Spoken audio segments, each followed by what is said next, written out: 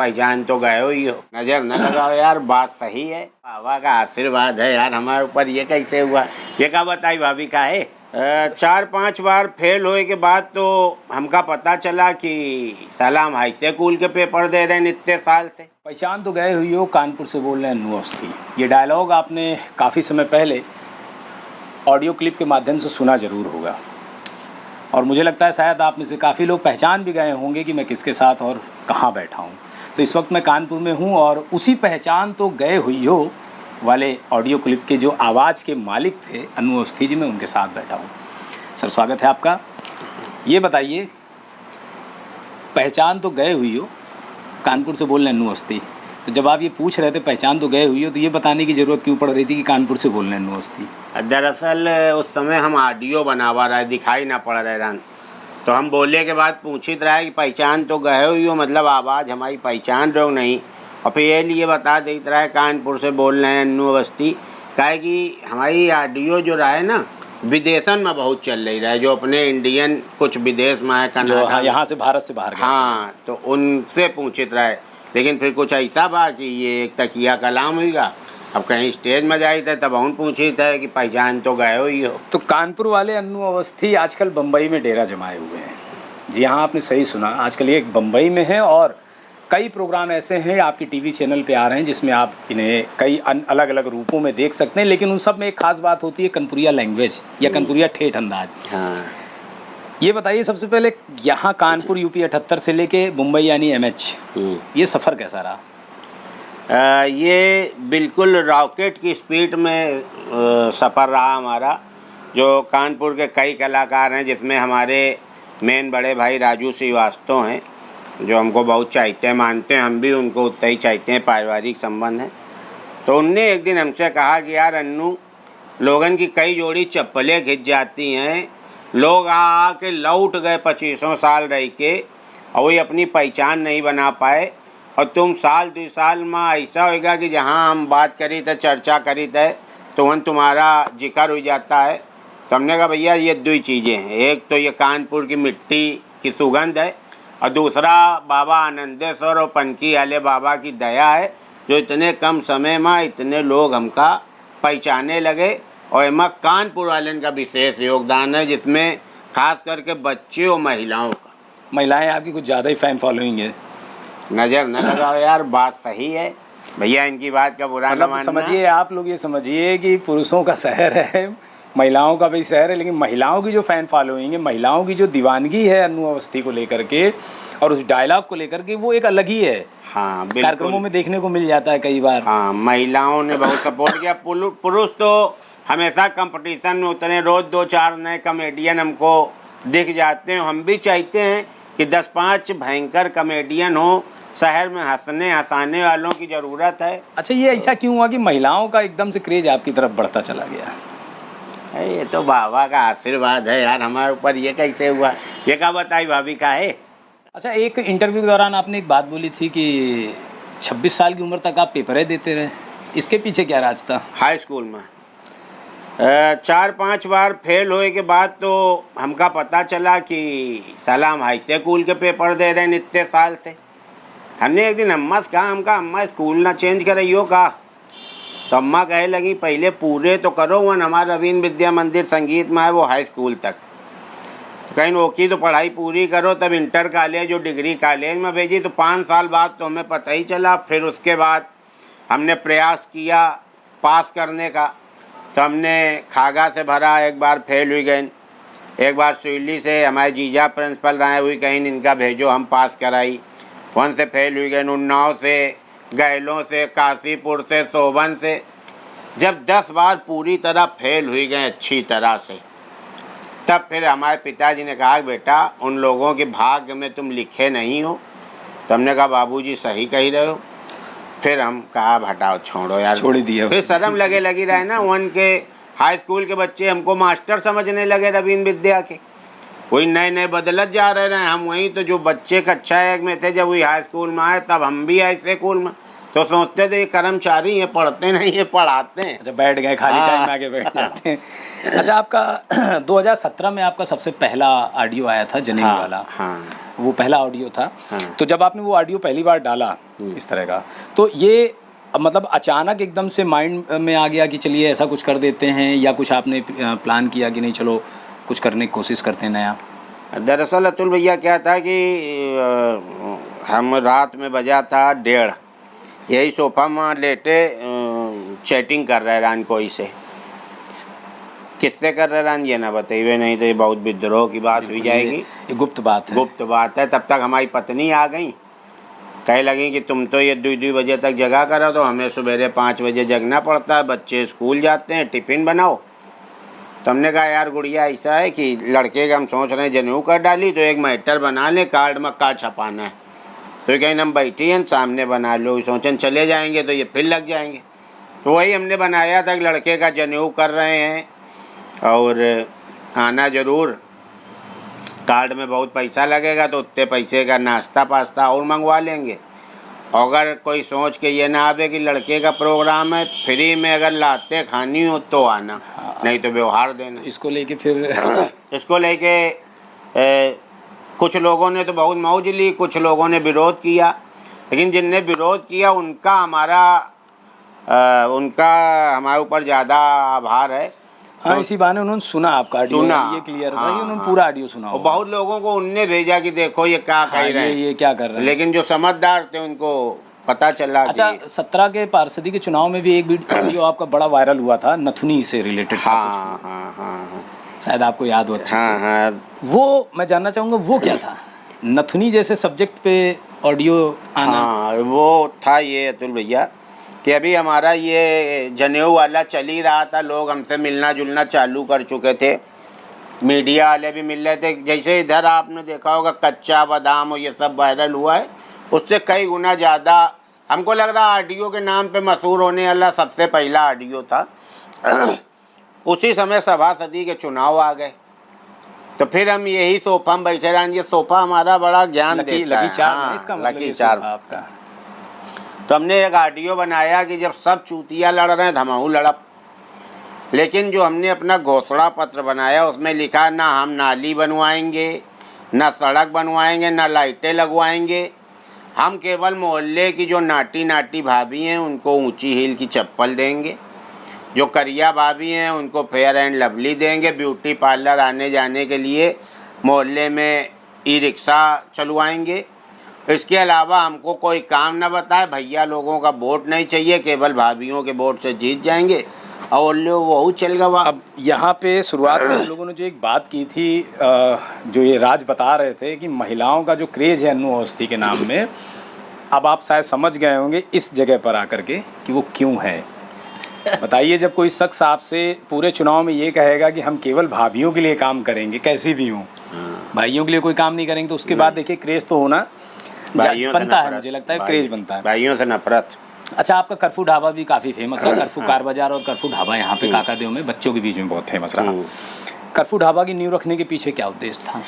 दरअसल हम लोगों का जो बेटा बेटी थी तो वो धीरे धीरे बड़े हो रहे थे। ये हो रहा था कि बाहर जाएंगे, तो एक दिन एक कोचिंग मंडी होने की वजह से एक परिवार आया, बहुत भटक रहा था और उसके बच्चे की तबीयत कुछ ख़राब थी और उसने बताया कि कहीं ख़राब खाना उसने खा लिया है।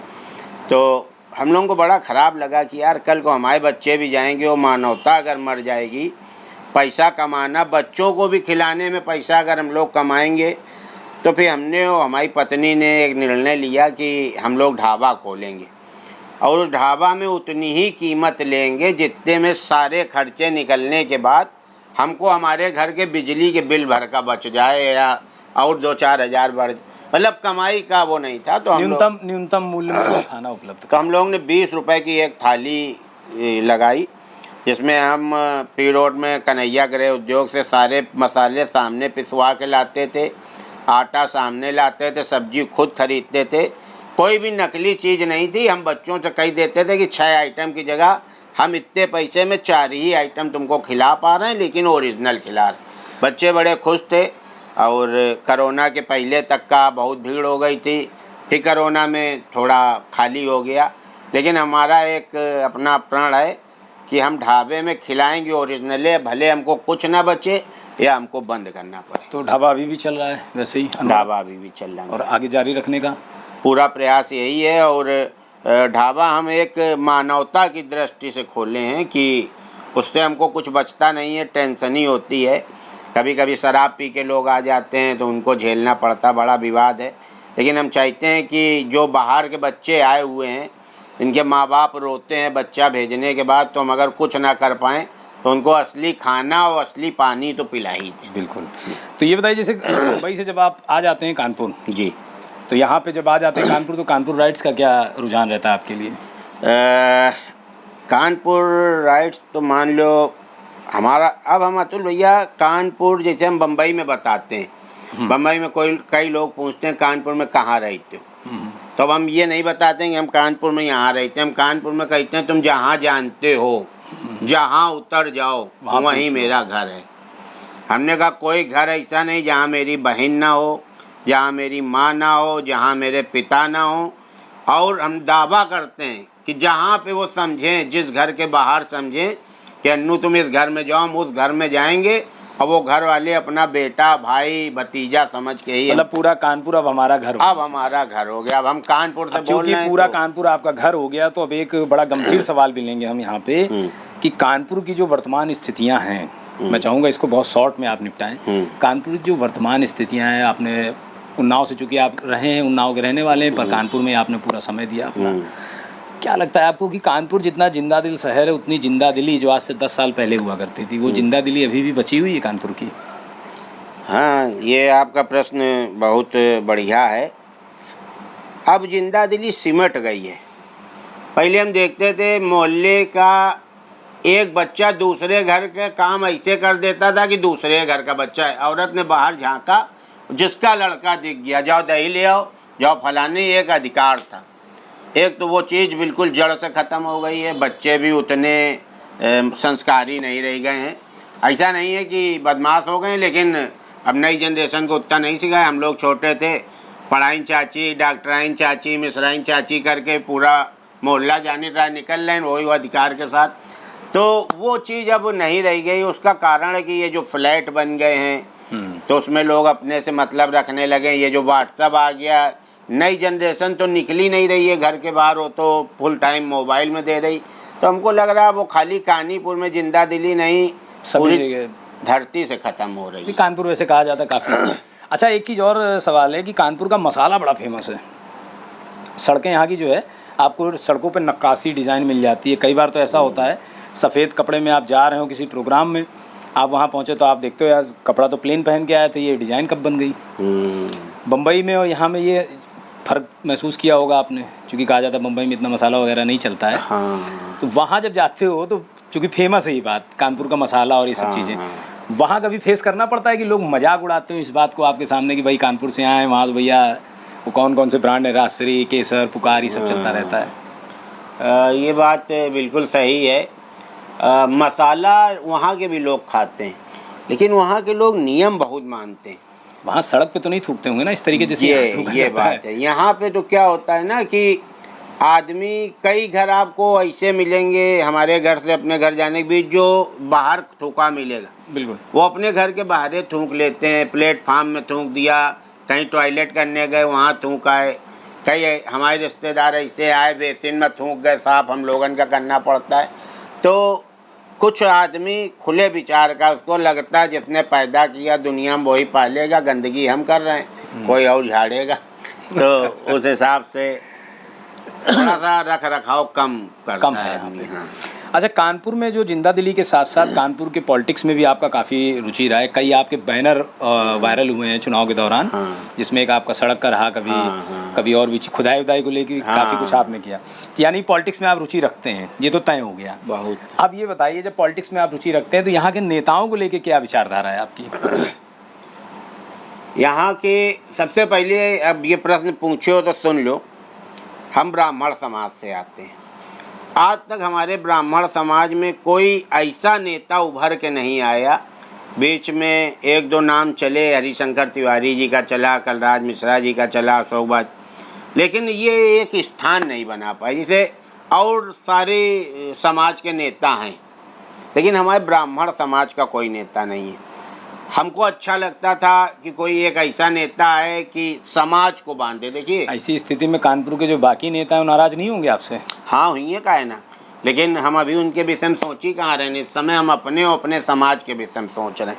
हमको दूसरे समाज से कोई देश नहीं है। ऐसा होता है ना, जब आप दीपावली में गणेश जी की मूर्ति, लक्ष्मी जी की मूर्ति लाते हो तो आप अपने घर के लिए सबसे पहले सबसे सुंदर मूर्ति लेते हो। अब सोचो बाकी लोग नाराज हो जाइए, सबसे सुंदर आप लिए जा रहे हो। तो हम अपने विषय में सोच रहे हैं। कलाकार अमूमन क्या होता है, जो कलाकार होते हैं किसी भी क्षेत्र से रखते हैं, वो बड़ा अपने आप को संभाल के चलते हैं इन विषयों पे। ये देखा गया है कई बार। हाँ। तो ऐसे में मुखरता जो होती है, उन्हें लगता है कि हमारा मुखर नुकसान पहुंचा सकता है कैरियर से लेकर के बाकी। हाँ होता है, पहुंचाते होंगे नुकसान, लेकिन यार सच बात कहना भी तो जरूरी है। अगर देखिए सच बोलने के लिए तो बड़ा, अगर अपनी बातें ना कह पाओ तो काहे के कलाकार है यार तुम। कानपुर के लिए एक प्राउड मोमेंट है कि कानपुर से निकल के सीधे आप, और ना आपने कोई ट्रेनिंग ली है एक्टिंग की, कोई मतलब विशेष आपका पीछे अगर हम चले जाएं, थोड़ा सा पीछे फ्लैशबैक में चलें, तो क्या एक्टिंग की दुनिया से या इस तरह कॉमेडी से कभी कोई लेना देना रहा है? नहीं, एक्टिंग की दुनिया से कोई लेना देना नहीं रहा। कॉमेडी का ये रहा कि जैसे कानपुर के 2-3 व्हाट्सएप ग्रुप हैं, एक लीडर्स ग्रुप है, एक क्लोज सर्किट ग्रुप था, एक बाल सखा, तो इसमें हमारे बहुत अभिन्न मित्र जुड़े हैं। तो उनसे हमेशा हंसी मजाक चिकाई होती रहती थी। तो हम लिख के कम भेजते हैं, हम 22 रिकॉर्डिंग ज़्यादा भेजते हैं, और वो लोग वायरल करते रहते थे, तो उसी में तफरीबाजी में ये सब होगा। बम्बई में जब आप रहते हैं, और बम्बई में जब कुछ ऐसे लोग मिलते हैं अचानक जो आपको पहचान लेते हो कि यार ये तो वही कानपुर वाले हैं, हाँ, ऐसा कभी हुआ कि आप सड़क पे जा रहे हो या कहीं नॉर्मल जगह पे हो? अक्सर होता है। और जौने समय जहाज में बैठे हो, एयरपोर्ट में जाओ, तो वहीं से लोग पहचाने लगाते हैं, फ़ोटो खिंचवाए लगाते हैं। जैसे किसी की नज़र नहीं पड़ी, वो एक आदमी आके फ़ोटो खिंचवाए लगा, तो फिर 50 लोग फिर पहचान लेते हैं, मतलब भर के पहचानने लगे। पहचानते हैं, यानी काम भर का काम हो रहा है, काम भर का काम हो रहा है। कौन कौन से प्रोग्राम अभी आपके जो है देखने को मिल सकते हैं लोगों को? हमारे G5 में तो लगभग सभी पढ़े। भाभी जी घर पर है, गुड़िया हमारी सभी पर भारी, और भाई क्या चल रहा है, तो ये G5 में पढ़े। बाकी सब अलग अलग चैनलों में अलग अलग प्रोग्राम पढ़े हैं। कुछ प्रोग्राम लगे हुए हैं, वो जल्दी से जल्दी सामने आएंगे। जल्दी कुछ बड़ा धमाका होने वाला है? बहुत बड़ा धमाका होने वाला है, और जल्दी पता चलेगा। तो ये थे हमारे साथ पहचान तो गए हुए वाले अन्नू अवस्थी जी। हमारे साथ जुड़े रहिए, हमें सपोर्ट करते रहिए। अगले वीडियो तक के लिए जय हिंद।